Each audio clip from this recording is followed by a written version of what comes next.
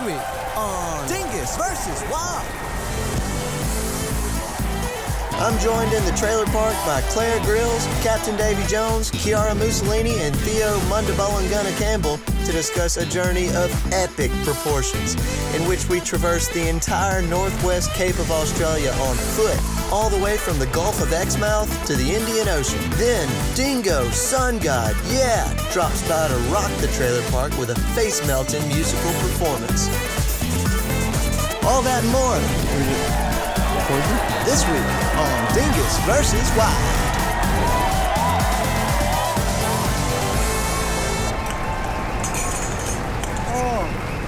What a nice, delicious cup of international roast. Welcome to another edition of Dingus vs. Wild. Today we're talking about a trek all the way across the northwest Cape of Australia. A 50-kilometer journey from the Gulf of Exmouth all the way across the Cape Range to the Ningaloo Reef, through the mighty Charles Knife Canyon, up and down edges and gorges, and then all the way out of Mandu and the western coast of the Ningaloo Reef at the end. And joining me to talk about this today are our guests. Everyone, welcome on the show. Welcome to Dingus vs. Wild. Please come on. Hey Theo, pleasure to have you on the show, mate. Chiara, thanks for coming on again. Long time guest. Davey Jones, Captain Davey Jones of the High Seas.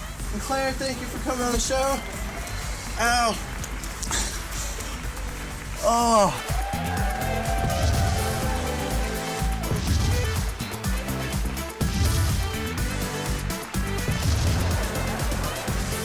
Would anybody like a top-up of ice, hot, refreshing international roast? I would love a top-up, Dingus. I have no coffee in there yet, but hot water. Hot water. You know what would make that taste better? How about some ice-cold, refreshing international roast? Wow. Look at the quality of that coffee. Well, guys, how about that trek we just did? Amazing.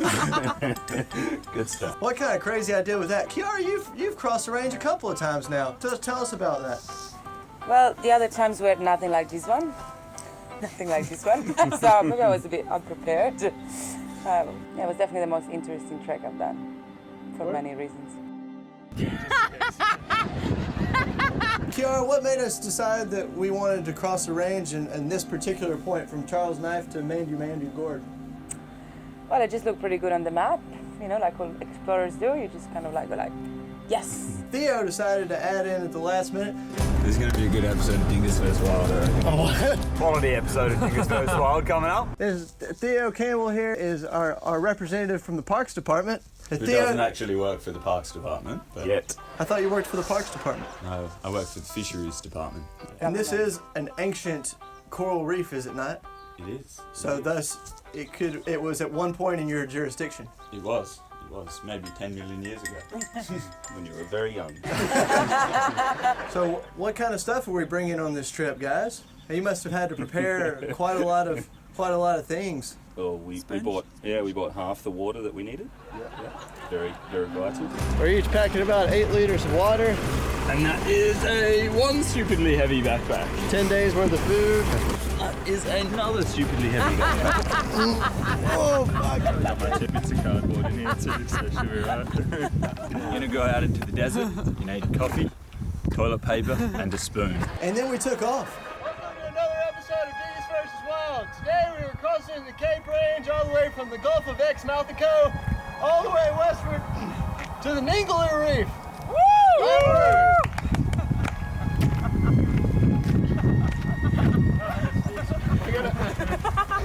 Is this camp?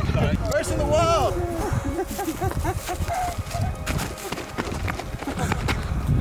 Stay tuned. Guess I gotta do it then.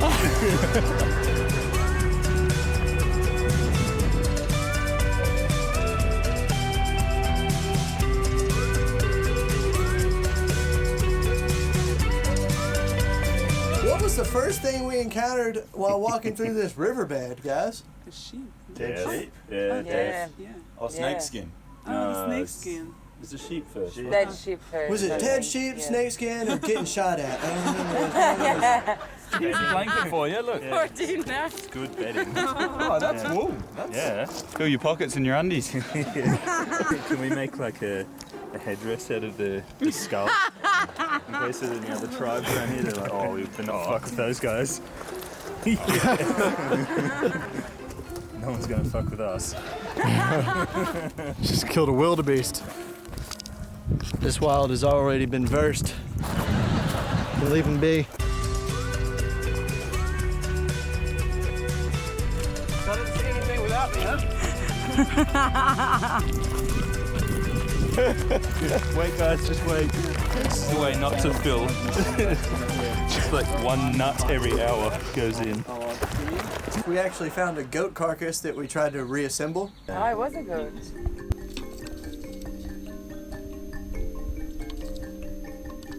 That's how it was, huh?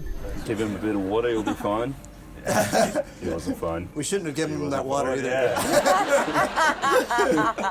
Yeah, so we're already finding loads of animals. Nothing live yet, but loads of animals, loads of wildlife. Lord of Bones. Brilliant. Heavy.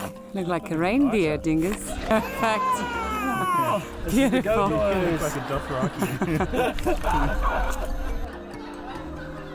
This goat was obviously taken down by a large land predator. So, if the time comes where we need to verse some wild, we'll keep our eyes peeled.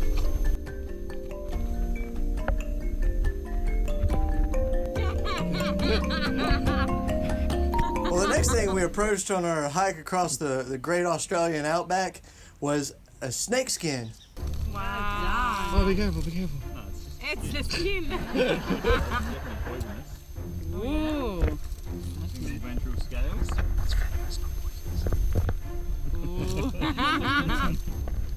Does it taste poisonous? 2 weeks it's been dead. So, just as Davey and I were putting the snake skin in our mouth for nutritional purposes, Oh, the vegan police are going to kill me for that. But in the wild, you know, everything is Theo was allowed. telling us that it was poisonous. Yes. This is a poisonous snake. Yes, when a whole snake, not just a skin. Yes. Does it have nutritional value?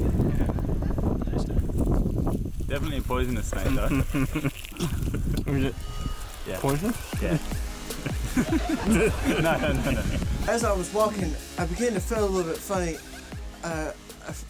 I felt like I had eaten a poisonous mushroom or something like that, but it was a poisonous snake skin. And as I began to feel my subconscious enter into my regular conscious, we stumbled across this stinky bug beetle, which everyone reassured me would counteract the neurotoxins that I consumed by eating the snake skin.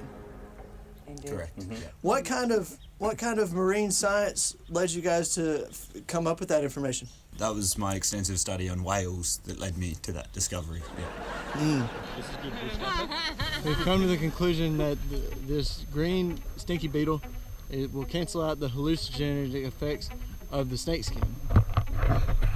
Is it alive? No. Okay, I don't want to eat alive though.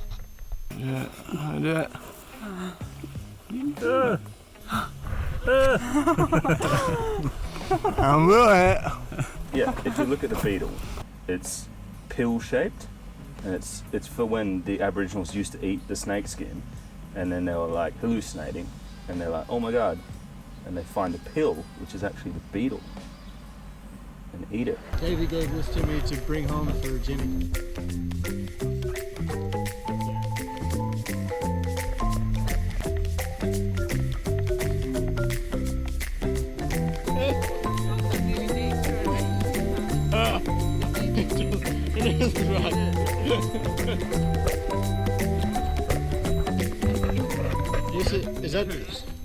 Is this the marrow? The marrow? No, the sheep, I think. No, it's a perfectly cooked drumstick for you. There you go, bud. Boom. What was that? What was that?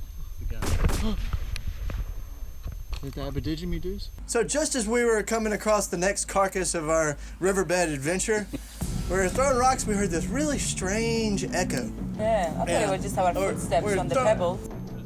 Yeah, I think it was us. Yeah. It just echoes a little bit. It's not making.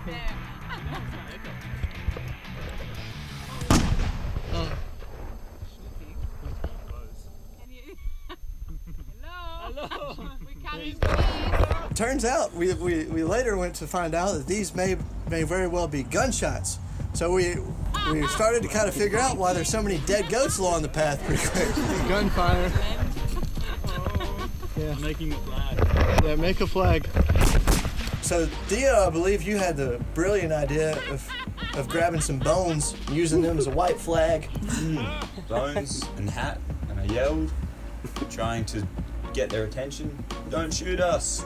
Don't shoot us! Running at the people with guns, Yeah. going, ah, They just kept shooting. They just kept shooting. Yeah. Just holding animal bones and running at the people shooting guns. What else could we do? We continued to walk We had a directly plan. into gunfire. It didn't occur to me until I watched back the video that we should have been walking the other way. Don't shoot! Hey, we're hiking through. Can you not shoot for a second? Happily enough, it turns out that these are the people that Theo has a job application put in with, and his future boss took her earmuffs off. We were calling to you a bit before, but yeah, I think you had your earmuffs on. I just saw you take them off. Oh. But then they did stop shooting and allow us to pass, which was good, but only briefly before they continued shooting again.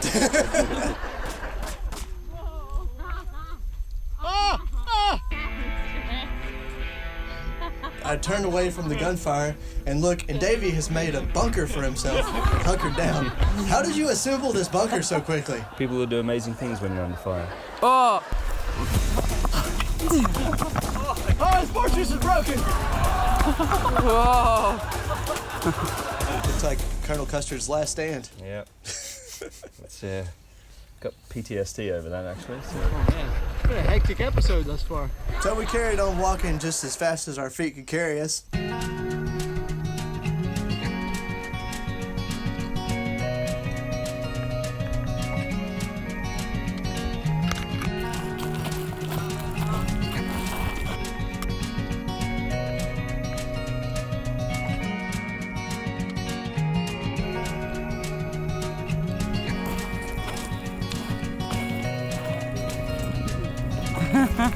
Oh, Davey.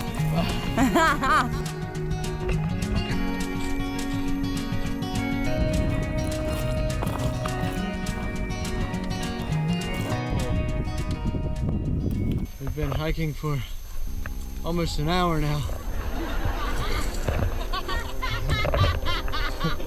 And it's time to stop. Deep in the range. We must make a stop for our first splooge. Theo, walk us through what is a splooge now? And this is a nutritional staple of a hiker's diet, I would say. So splooge is any meal that you can think of that comes in a form that looks as though it's already been digested by the human body. So it has to be mush, has to be unidentifiable, and it has to be delicious. Basically, three of the main criteria for Yeah. splooge. Yeah. That's 100% unadulterated splooge. Yeah, this one in particular had some hydrogenated chia seeds, some a jar of peanut butter, a jar of yogurt. It was gooder than hell. Some nuts and seeds maybe. Quality splooge. Throw a couple fruits in there. You salted mite. 100% adulterated splooge. It's been sodomized.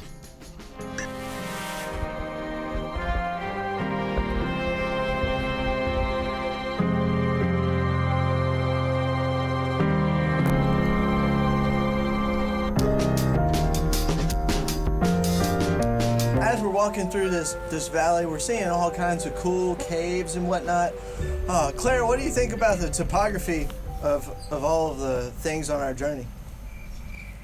The topography. Well, very varied. Yes. Yeah, Very topographic. very topographic.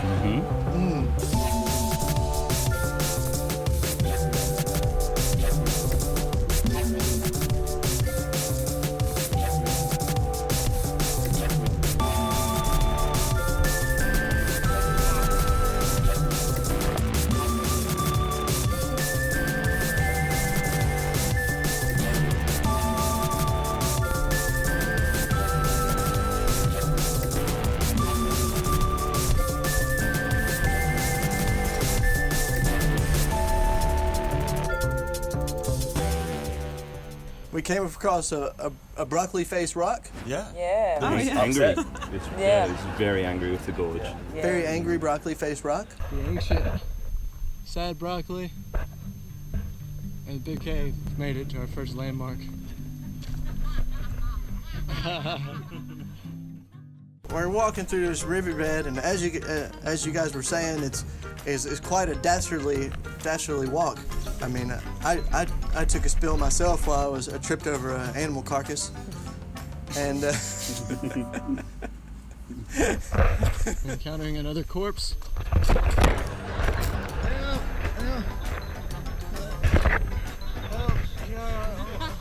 Hold the camera. This is not a good spot to rest in.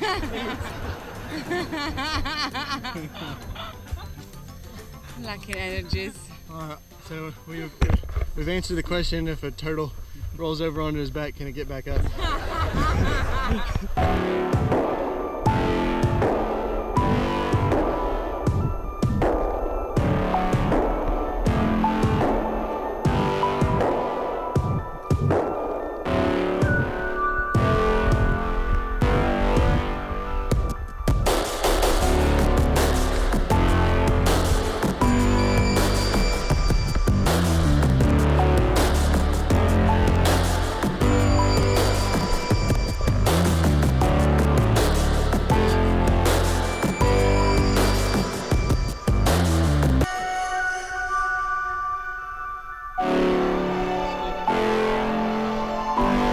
Stink bug. Come home, yes. Chosen wisely,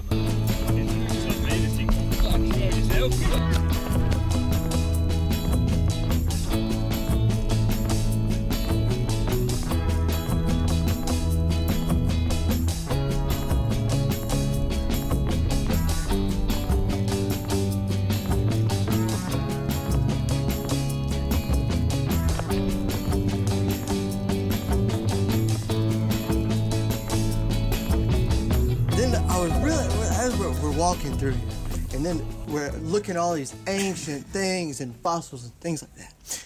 And then Davey finds this huge megalodon tooth. How big does the megalodons get? Like 50-meter shark. Can you put that in your pack and carry it for me? It's really light because it's a fossil.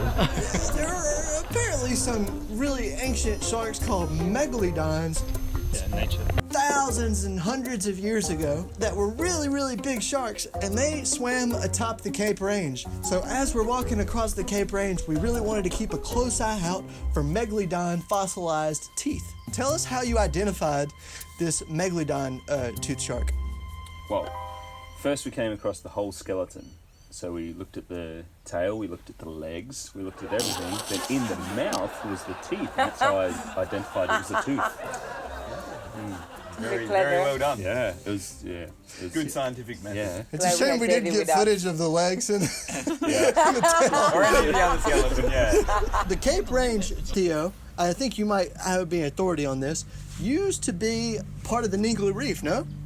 Yeah. How old is this ancient coral reef, the Cape Range? 8 to 10 million years. So 8 to 10 million years ago, there were all kinds of fishies swimming up on these mountains? Yeah. Because the fishies still had legs, so they could move around in the mountains. The Legalodon sharks. Correct. Right. But it's actually really fascinating that the Cape Range used to be a coral reef. And you can kind of see as you're walking around atop the Cape Range that there's some sharp pokey bits that are like reef. Are they reef skeletons? Is that what it is? Well, I Well, we asked, did actually find some reef skeletons. Theo carried around one for 99% of the journey, then threw it away 1% before he finished. what did you find, Theo? A fossilized sea urchin. Fossilized sea urchin. So you're saying on There'll top be a of picture the of it now. roll the clip. As you can see, the markings of the echinoderm and the little dimples from all the little urchin legs. That's why you bring a marine biologist on a hike through a country. So you're saying that the sea used to be on top of the Cape Range, and there used to be urchins under there, and somehow, how do fossils work? I don't know. Because the water was dissipating from the land, the sea urchin came up into the rocky area of the range and started eating the rocks, because usually it drank the water. So because it was eating the rocks, it turned into a rock to blend in more with its surroundings for predator avoidance. This fact is brought to you by International Roast. Thank you. So Dingus could have turned into a venomous snake the other day, or a stink beetle, or anything. Yeah, or a penis or whatever. If anybody knows how fossils are made, please write into the show and let us know. We're approaching the ascent up to the top of the range. About to hike up to the ridge. It's time to gator up, and we're gonna hike all the way up there through lots of weedy spinnerfects. We had fashioned these Great Northern cardboard shin protective gaiters, and we're really, really happy with that. We'd like to take a moment to let our sponsors talk.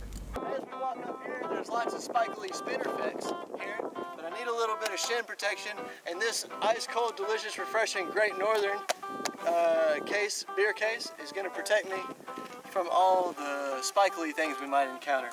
Dingus vs. Wild is brought to you by Great Northern Super Crisp or Full Flavor Original Flavor. They're both fully delicious and satisfying and smooth, and it doesn't weigh you down while walking on a hot summer day. It's always important to stay hydrated out here. The Great Northern is mostly water, so it really can help you on a nice hike like this. And voila, we're ready to roll. That changed the whole hike experience. Yeah. It changed everything, didn't it? Not for me. I had an inferior product. That's right. It's very, very inferior product. Yeah. Uh-oh. No. This show is sponsored by Great Northern. I didn't feel any of the spin effects, these sharp, prickly spin effects as we're walking up the knife edge.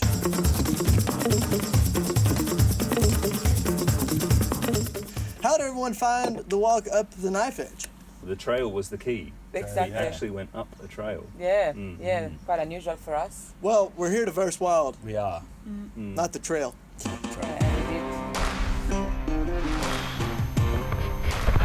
We get another glimpse of the ocean, the Gulf of Exmouth, as we travel upward through the spiky spinnerfects, protected by the joy of Great Northern Super Crisp, the Australian beer that tastes like America. Oh no, spinnerfects! Oh, but I'm protected by Great Northern gators.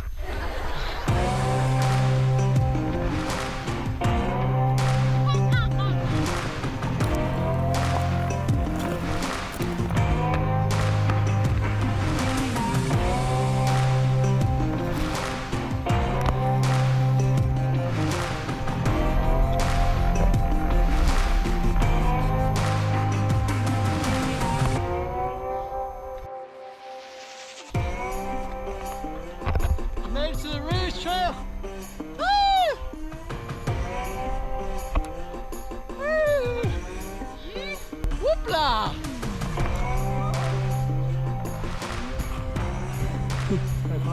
Woohoo! Almost touched the donkey's dick. The donkey's dick.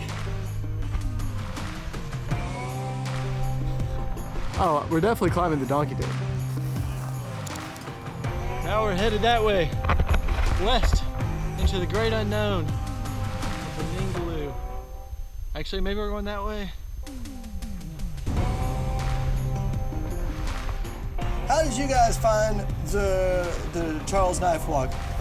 Claire, I believe you have an issue with heights and vertigo, so maybe tell us how your experience was. Well, yeah, it was quite challenging, this part of the hike, but thanks to Chiara, I made it. What did Chiara do to guide you through? She just helped me to focus on something, Just distracted her. Something like that, you know? So help take your mind off the fear. Are you scared of heights? Ah! Exactly. Scared of heights? It's okay. I mean, it's really far down, but there's nothing to be scared of. It's only quite steep. Yeah.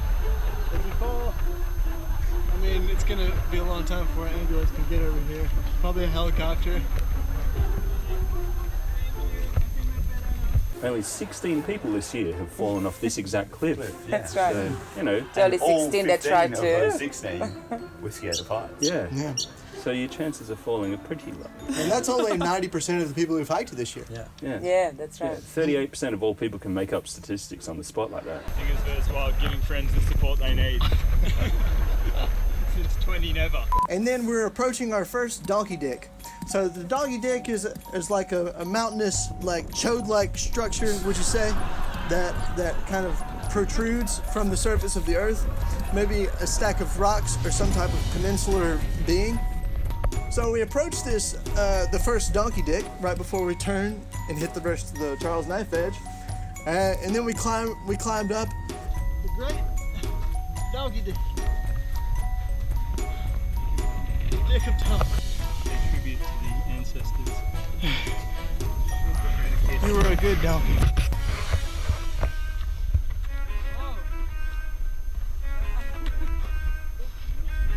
This is where we climbed the donkey dick. Dingus is about to climb the magical donkey dick.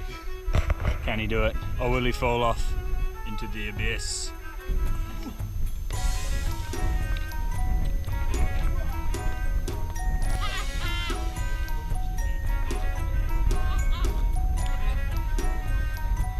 Oh, up, made it up the donkey dick. Only the second person to ever reach it. You can see all the way to the Gulf of Exmouth from here. Beautiful, beautiful view of the Gulf of Exmouth from the first donkey dick. How did you guys find the view? Beautiful. Amazing. Yeah. Yeah, I really Yeah, enjoyed stunning. seeing Chiara climb that dick. She mounted it really well.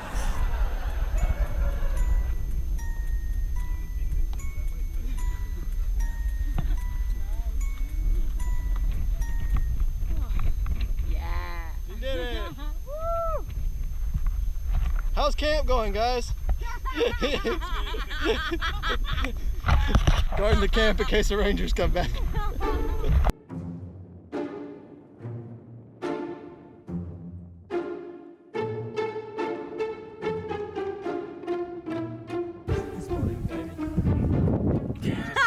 And then trying to get off that dick, she just wouldn't get off it. Needed assistance. Maybe laugh, guys. I need to try and concentrate. Another man came over and helped her off the big dick. It's up or get off. That man was me. Yeah. That man was me. Yeah. Although I had a moustache. It couldn't have been anyone A else. man with a seedy moustache to Yeah. get off this dick. So I can see your face. It's good. Otherwise, you can go on my shoulder. Oh, that was good. I still can't reach them. I can lower. I can lower.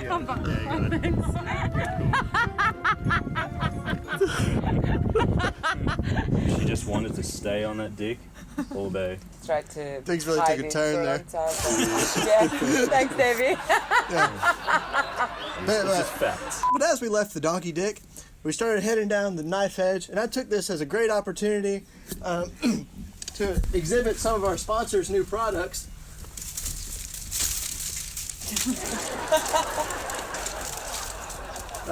This new Chinese Pro that we got in from one of our sponsors, China Pro.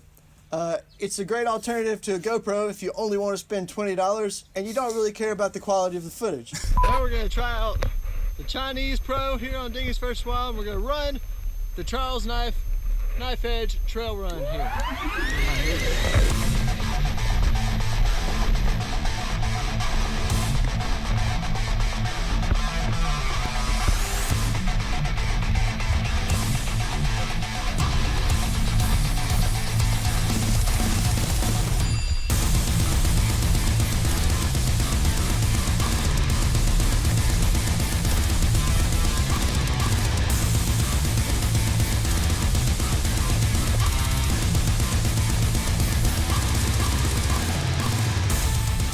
But the Charles Knife Edge walk is very exciting, but it is a bit hazardous because there are sheer drops on either side. So one wrong step with your 40-kilo bag, and you're gonna roll all the way down to the bottom, And as we said, the mortality rate is quite high for this hike. Yeah. Meow. According to the This is a calculation. guest appearance from Meow Meow. Oh, it's bad luck! Oh no.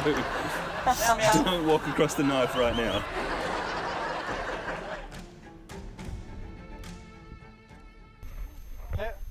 Take care of you.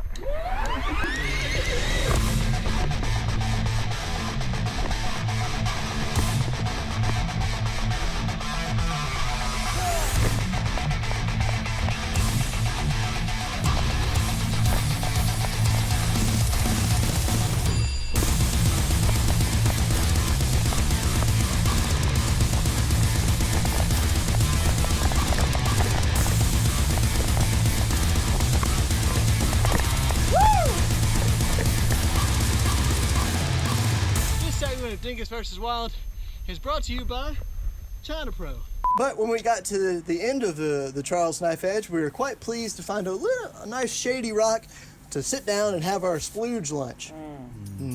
So it was at this point that we stopped for lunch that I took a food inventory. Some bread, some more bread, got some bananas and apples, toilet paper, splooge. I think that's my splooge. It looks. And then some more splooge. How are you guys doing on food at this point? Were you a little bit concerned that we weren't going to make it, or what? Extremely. A little bit, Yeah. Finish the breakfast splooge. Now it's time to go on to the tuna splooge. Mmm. Splooge. I feel like it's talking to me. And that's how you taco in the outback. So did you bring different types of splurge and bread? Is that the plan?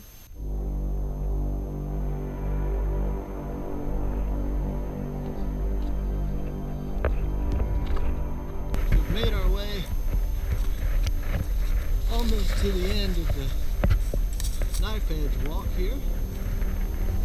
We're about to approach the end of Charles Knife Canyon, in which case we'll have to start trying to find our way across the interior and find the beginning of Mandu Gorge.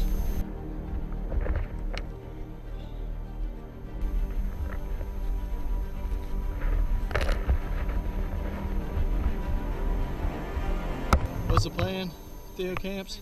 Free flowing. We're free flowing. Compass bearing.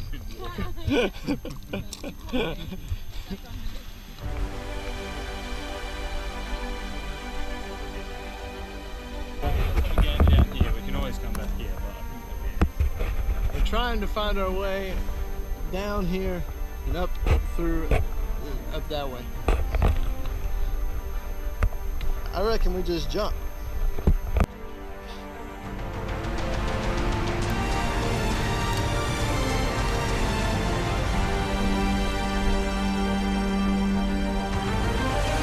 Look at the other donkey dig! We made it!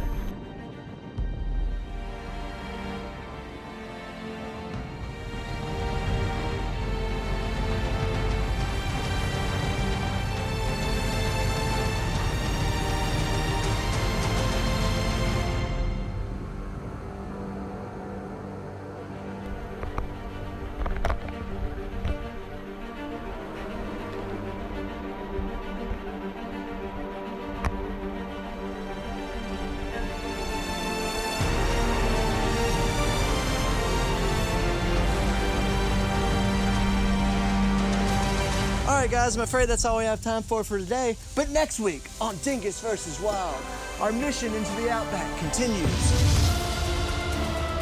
Claire Grills, Captain Davey Jones, Chiara Bussini, Theo Campbell, and myself continue our outback adventure, traveling coast to coast, all the way from the Gulf of Exmouth, 50 kilometers through some of the most rugged, uninhabitable landscape on the planet, hoping to make our way all the way to the Indian Ocean.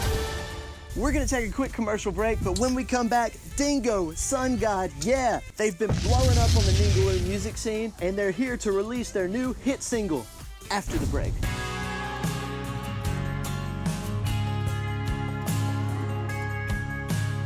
Great Northern Brewing Co. the Australian beer that tastes like America.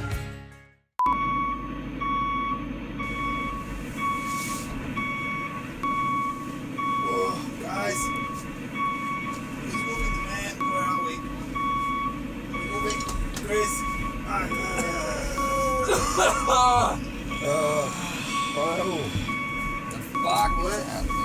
Alright, that'll do it. Looking good right there. What is this? It's a bad dream. Welcome back to the show. Whose van Welcome is back to this, Dingus guys? vs. Wild. We're now joined by our special musical guest performance on this episode, Dingus Sungod Yeaah. Oi.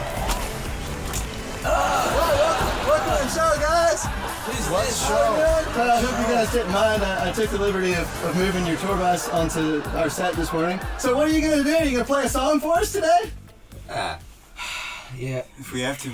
Looks like you all need a cup of hot piping international roast. So what kind of song are you guys going to play for us today? Gonna play a song called Wavy Lady. Let's do it. Waves a lot. It's about the Ningaloo Reef. It's because they have waves on the Ningaloo Reef. Yeah, it's about waves caught in the sun. Alright, I present to you Dingus Sungod, oh yeah! With their hit single, Wavy Lady!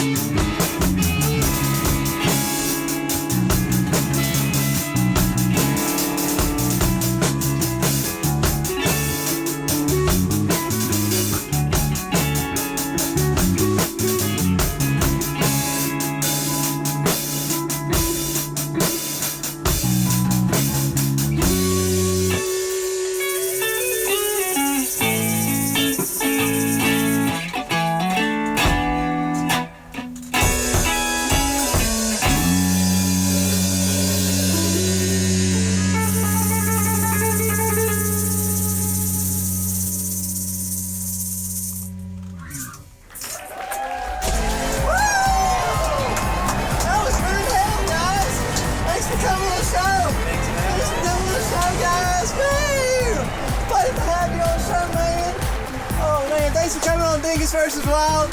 Until next time.